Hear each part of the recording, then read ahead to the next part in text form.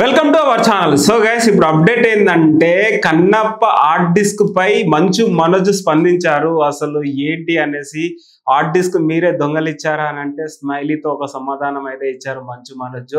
So ఎట్టకేలకు మంచు మనోజ్ అయితే భైరవం సినిమాతో అయితే బ్లాక్ బాస్టర్ కొట్టేశాడు గైస్.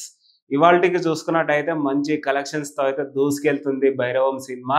సో నిన్న ఏదైతే సక్సెస్ మీట్ లో కన్నప్ప ఆర్ట్ డిస్క్ పై స్పందించారు. సో చరిత అనే అమ్మాయి రీసెంట్ గా ప్రీ రిలీజ్ ఫంక్షన్ లో పేరు చెప్పాడు. ఆ అమ్మాయికి ఈ అమ్మాయికి సింక్ ఉండడం వల్ల సో మంచు మనోజ్ గారే నిజంగా దొంగలిచ్చాడు అనేసి కొంతమంది నమ్మారు. కానీ నిన్న ఏదైతే సక్సెస్ మీట్ లో దీనిపై స్పందించారు. సో ఇదంతా ఫన్ అనేసి మేబీ చెప్పారు మంచు మనోజ్ గారు. సో మేబీ అది నిజమా అబద్ధమా కూడా తెలియదు, ఆర్ట్ డిస్క్ ఎత్తుకపోవడం లాంటిదైతే.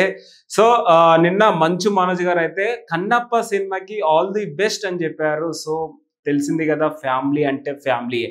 ఎలాంటి విభేదాలు ఉన్నా, ఎన్ని గొడవలు ఉన్నా ఫ్యామిలీ మొత్తం ఐకమత్యం అవుతారు. సో దీన్ని బట్టి అర్థం చేసుకోవాలి అభిమానులందరూ. ఏదైతే కన్నప్ప సినిమా సో త్వరలోనే రిలీజ్ అవుతుంది, పక్కా బ్లాక్ బస్టర్ కొట్టాలి. ఎందుకంటే ఒక మూవీ చేయడానికి చాలా మంది టెక్నీషియన్స్, చాలా మంది కష్టపడితేనే ఒక ప్రాజెక్ట్ వస్తుంది. సో అలాంటిది కన్నప్ప సినిమాలో బిగ్ సూపర్ స్టార్లు ఉన్నారు. సో భారీ బడ్జెట్ తో నిర్మించారు, పక్కా బ్లాక్ బస్టర్ అవ్వాలని మనసు పూర్తిగా మంచు మనోజ్ గారు అయితే కోరుకున్నారు. అండ్ భైరవం సినిమా కూడా ఎంత పెద్ద బ్లాక్ బస్టర్ అయిందో మన అందరు తెలిసిందే.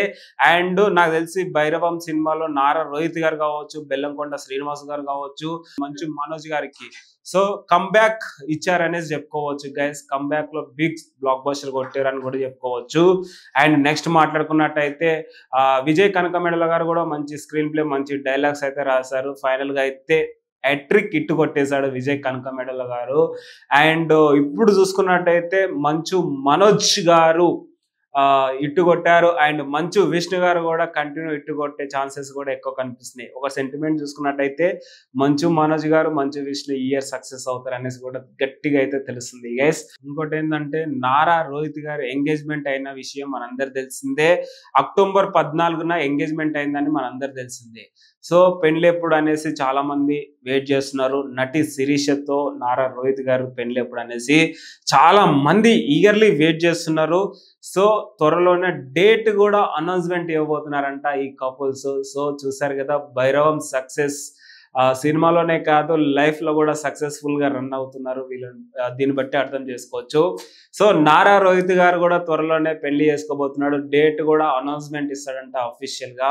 కొంచెం లేట్ అవ్వడానికి రీజన్ మీ అందరు తెలిసిందే. సో మేబీ అది మనకు గుడా బేడా అని చెప్పుకోవచ్చు. కానీ సో అలాంటిది ఇప్పుడు త్వరలోనే నారా రోహిత్ గారు అయితే పెళ్లి ఫిక్స్ డేట్ అనౌన్స్మెంట్ చేస్తారు. అండ్ మంచు మనోజ్ గారు హ్యాపీగా మంచి ఫారెన్ ట్రిప్ కూడా వేసే ఛాన్సెస్ అయితే ఎక్కువ ఉన్నాయి. ఓవరాల్ గా అయితే మంచు ఫ్యామిలీ అయితే హ్యాపీగా ఉంటారనేసి అనుకుంటున్నా. ఎందుకంటే భైరవం సక్సెస్ అయింది. సో చాలా ఎమోషనల్ గా నిన్న సక్సెస్ మీట్ లో చాలా మంచిగా మాట్లాడారు మంచు మనోజ్ గారు. భైరవం సినిమా ఒక స్పెషల్ అని చెప్పుకున్నారు. మంచి ఎమోషనల్ గా అనిపించింది. బెల్లంకొండ సురేష్ బాబు గారు చెప్పారు కదా, పక్కా సక్సెస్ అవుతుంది, సక్సెస్ మీట్ పెడతా పక్క అనేసి.